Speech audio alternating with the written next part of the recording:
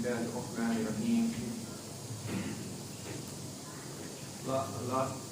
Last time भी हमने कुछ इंट्रोडक्टरी बातें की थी कि ये जो हमारा प्रोग्राम है इसके हमारे दो मकासद हैं, मेन दो मकासद। फर्स्ट मकसद ये है कि हम में जो बेसिक दीनी तालीम है कुरान और सुन्नत के हवाले से उसका इल्म हासिल हो जाए।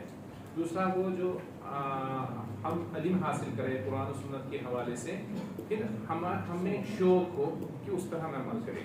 बेसिक ये दो बेसिक चीज़ें हैं। उसके बाद तीसरी हमारी ये रहेगी कि हमें शौक़ हो कि जैसे हम प्रोफेशनल डिग्रियाँ हासिल करें, कोई डॉक्टर बनता है, कोई इंजीनियर बनता है, साइड बाय साइड हम कुरान और हदीस या इसके रिलेटेड जो भी सब्जेक्ट्स है, अरबी ग्रामर है या जो भी सब्जेक्ट सर्फ नहव है, तो उसको इस तरह से चले कि कोशिश इरादा करें कि हम आगे जाकर मुकम्मल कुरान सुन्नत कुरान हदीस की खुद हम उसकी उसको पढ़ सकें, उसको खुद समझ सकें। ठीक है, मगर बेसिक जो इनिशियल मकसद इनके हैं दो चीज़ें हैं कि बेसिक कुरान सुन्नत की तालीम, उसके बाद हम में अंदर एक शौक़ हो जाए कि हम प्रैक्टिकल मुसलमान बन जाए। एक सिंपल वर्ड में हम कहेंगे हम प्रैक्टिकल मुसलमान बन जाए। तो उसके लिए ये जो क्लास चल रही है, जो उलमा हज़रात हमसे हमें पढ़ा रहे हैं, ग्रामर की लाइन से पढ़ा रहे हैं या कुरान की तर्जमे या हदीस के तर्जमे के हिसाब से, एक चीज़ फिर मुफ्ती नज़ीर साहब ने एक ये की थी कि आप इस्लाही किताब भी इसकी तालीम किया, तो उसके लिए उन्होंने यही इसी किताब का ये फरमाया था, हिदायत नबी, डे टू डे लाइफ में जो नबी पाक सल्लल्लाहु अलैहि वसल्लम के ये अहकामात हैं उनको अपनी ज़िंदगी में लाना। इस किताब का मकसद ये है कि जो भी हम यहाँ पढ़ें वो हमारी ज़िंदगी प्रैक्टिकल लाइफ में आ जाएगी। तो ये लास्ट में भी मैंने कहा था कि ये क्यों ज़रूरी है, उस वक्त भी कुछ आयतें पढ़ी थी। अब मैं एक बार फिर से वो आयत पढ़ता हूँ, कुल इन कुंतुम तुहिब्बूनल्लाह फत्तबिऊनी युहब्बिबकुमुल्लाह व यगफिर लकुम ज़ुनूबकुम। सूरह आल इमरान की आयत है कि अल्लाह ताला फरमाते हैं कि अगर आपको दावा है कि आप अल्लाह से मोहब्बत करते हैं, कुल इन कुंतुम तुहिब्बूनल्लाह, अगर आपका दावा है कि आप अल्लाह से मोहब्बत करो, और हर मुसलमान को होना चाहिए, हर मोमिन का यही है कि इसका शान ही है कि वो अल्लाह और अल्लाह की बातों से मोहब्बत करता है। ठीक है, बल्कि एक हदीस पाक में ऐसा भी है कि वही मोमिन होगा, वही कामिल मोमिन होगा जो अल्लाह के लिए ही मोहब्बत करे और अल्लाह के लिए ही बग़ज़ करे। एक तो अल्लाह से मोहब्बत करना, दूसरा अगर किसी और चीज़ से दुनिया की चीज़ से मोहब्बत करता है, दुनिया की मखलूक से मोहब्बत करता है, दुनिया की कोई बात से मोहब्बत करता है, वो अल्लाह की रज़ा के लिए ही मोहब्बत है, वो अल्लाह की रज़ा के लिए ही, वही कामिल मोमिन हो सकता है जो अल्लाह के लिए मोहब्बत करे और अल्लाह के लिए गज़ब रखे। ठीक है, अल्लाह के लिए किसी से दूरी रखे, अल्लाह के लिए। तो यह इस आयत में कहा गया अगर आपका दावा है कि आप अल्लाह से मोहब्बत करें तो फिर क्या उसके क्या करना है आपको।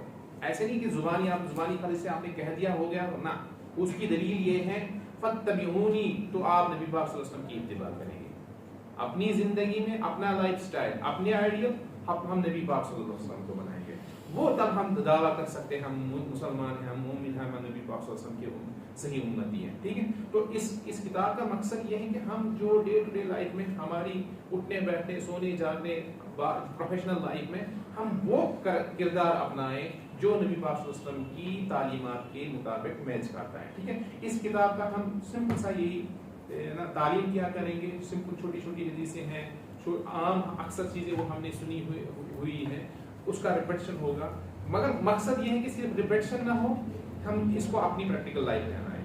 दूसरी कोशिश करेंगे हर कोई बंदा अपने पास ही किताब रखे। ठीक है, हम कोशिश करेंगे कि यहाँ पे ही और मंगवाएं, और बीच में बात जहन में बात आ गई, ये जो छोटी किताबें हैं ना, ये जिसने घर में रखी है तो अच्छी बात है, मगर घर से वापस लाए, और बेहतर ये है कि हर कोई स्टूडेंट अपना सेट, हर किताब का अपना सेट लाए। आप छोटा सा बैग रहे, संडे के दिन अपना बैग साथ लाए। चौथी बात जो मुफ्ती साहब ने आपको जाते जाते कही कि ये जो आधे घंटे का क्लास या 15 मिनट का क्लास है, ये काफ़ी नहीं है, ये बस शौक़ दिलाने के लिए है।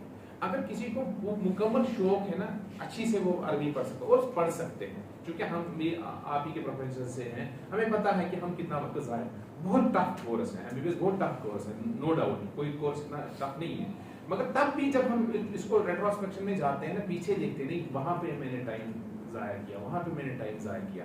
अगर हम टाइम को सही से यूटिलाइज कर सकते हैं, इंशाअल्लाह हम ज़रूर डॉक्टर बनने के साथ साथ एक अच्छे से दीनदार जिसके पास बहुत सारी इस्लामी मालूमात हो और उन पर प्रैक्टिकल लाइफ पे भी चल सकते हैं।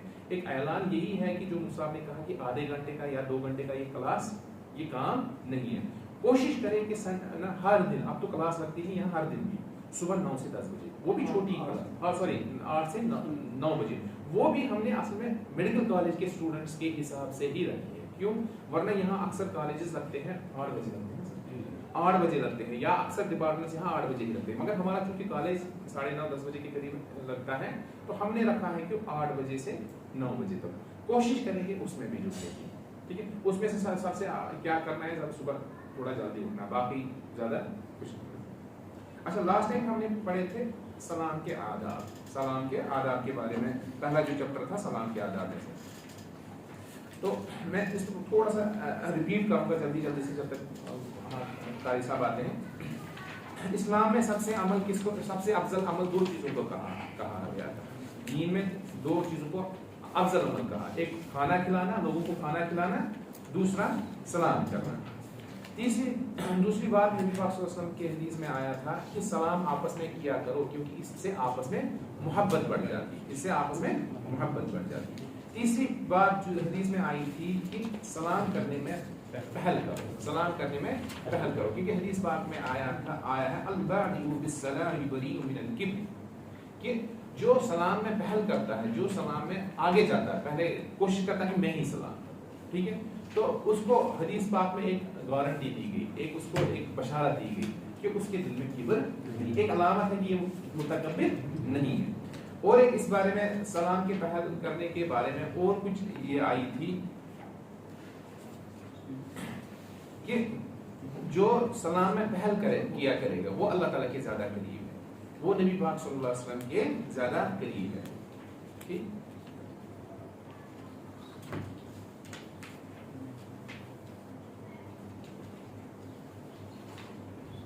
अच्छा, और एक बात आई थी, चौथी बात ये कि आदत हम अक्सर उनकी आदत है कि वो सलाम करते हैं, हो सकता है अक्सर मिलते वक्त सलाम करते हैं, मगर एक सुन्नत ये भी है कि रुखसत होते वक्त भी सलाम करनी है। जैसे मिलते वक्त सलाम करनी है, इसी तरह रुखसत होते वक्त भी सलाम करनी है। और ये भी नहीं कि आप मुझे अभी मिले, आप 10 मिनट 15 मिनट के बाद फिर से मिले, कहीं गए थे, उस वक्त भी सलाम करें। ऐसा नहीं कि दिन में एक बार मिले तो सुबह सलाम की, तो नहीं, कोशिश करें जब भी मिले तो सलाम करें।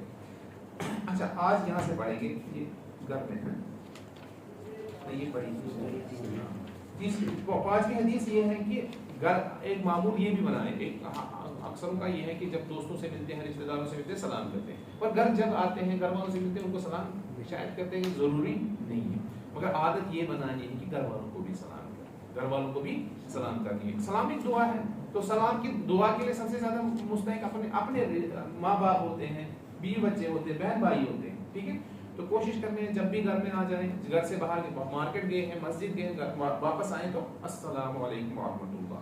अच्छा, चौथी एक बात एक और बात कही थी कि ऐसा बहुत टाइम होता है कि आप घर आए, आप कमरे में आए, वहाँ कोई नहीं है, कोई बंदा नहीं है, जैसे हम ऐसे बैठे हैं, हमने यहाँ प्राइवेट दे रहे हैं, कमरा अपना है, वहाँ कॉलेज से आए, वहाँ कोई दरवाजा कोई नहीं है, आपको पता है कोई नहीं है, तो उस वक्त क्या करें? तो उस वक्त के भी एक सलाम का अदब है। क्या कहेंगे? यूजुअली हम कहते हैं अस्सलामु अलैकुम, क्या कहते हैं? सलामती हो आप पर, व रहमतुल्लाह, और अल्लाह की रहमत, व बरकातहू, और उसकी बरकतें। मगर जब आप खाली कमरे में दाखिल हो जाएं, जब हम खाली घर में दाखिल हो जाएं, उस वक्त सलाम का तरीका ये है अस्सलामु अलैना व अला इबादिल्लाहि सालिहीन। इसका तर्जुमा क्या है? इसका तर्जुमा हम तो सबके लिए दुआ करें, अस्सलामु अलैना, सलामती हो, अल्लाह ताला की रहमतें हो, अल्लाह ताला की बरकतें हो हम पर, अलैना, हम सब पर, और किस पर? व अला इबादिल्लाहि सालिहीन, और अल्लाह ताला के सारे नेक बंदों पर। इस पर फिर कुछ ये तशरीह आती है, असल में जब जो हमें स्पेस दिख रही, खाली दिख रही है, मगर अल्लाह ताला की कुछ मखलूक ऐसी है जो हमें नहीं दिखती, मसलन फरिश्ते हैं, मसलन मुसलमान जिन्नात हैं, तो उनको भी हम सलाम करेंगे। अच्छा, आज का जो सबक है वो ये है, हदीस नंबर 6 है, पेज नंबर 47, ठीक। حضرت ابو ہریرہ رضی اللہ عنہ سے روایت ہے کہ حضور اقدس صلی اللہ علیہ وسلم نے ارشاد فرمایا کہ جب کسی مسلمان بھائی سے ملاقات ہو تو اس کو سلام کرو، پھر اگر دونوں کے درمیان کوئی درخت یا دیوار یا بڑا پتھر حائل ہو جائے اور دوبارہ ملاقات ہو تو پھر سلام کرو۔ ابو داؤد شریف یہی جو بات کہہ رہے ہیں کہ ہمیشہ سلام، یہ نہیں کہ صبح سلام کی اب دن کے لیے کافی ہے نا، جب بھی ملے، جب جہاں بھی ملے ہر دفعہ سلام کرو۔ پھر سے میں پڑھتا ہوں۔ حضرت ابو ہریرہ رضی اللہ عنہ سے روایت ہے کہ حضور اقدس صلی اللہ علیہ وسلم نے ارشاد فرمایا جب کسی مسلمان بھائی سے ملاقات ہو تو اس کو سلام کرو، پھر اگر دونوں کے درمیان کوئی درخت یا دیوار یا بڑا پتھر حائل ہو جائے، یعنی کہ اس کا مطلب کہ سمال انٹرپشن ہو جائے، 1 منٹ سے بھی کم انٹرپشن ہو جائے، پھر سے مل گئے، ٹھیک ہے، تو اس وقت بھی سلام کریں۔ پھر اگر دونوں کے درمیان کوئی درخت یا دیوار، درخت اور دیوار میں انٹرپشن کتنا ہوگا؟ بہت کم ہوگا، یا بڑا پتھر حائل ہو جائے اور دوبارہ ملاقات ہو تو پھر سلام کریں۔ فائدہ، حدیث پاک کا حاصل یہ ہے کہ جب معمولی وقفے اور مختصر سی جدائی کے بعد دوبارہ ملاقات پر سلام کرنا مستحب ہے، یعنی سنت ہے، ٹھیک، تو زیادہ وقفے کے بعد ملاقات پر سلام کرنا بدرجہ اولا مستحب ہے، ٹھیک۔ گویا اس مختصر سی حدیث پاک میں نبی اکرم صلی اللہ علیہ وسلم نے انتہائی موثر و بلیغ انداز میں یہ واضح ہدایت دی کہ ہر ملاقات پر سنت سلام کا اہتمام کیا جائے، یہی کمال ایمانی کا تقاضا ہے، ٹھیک۔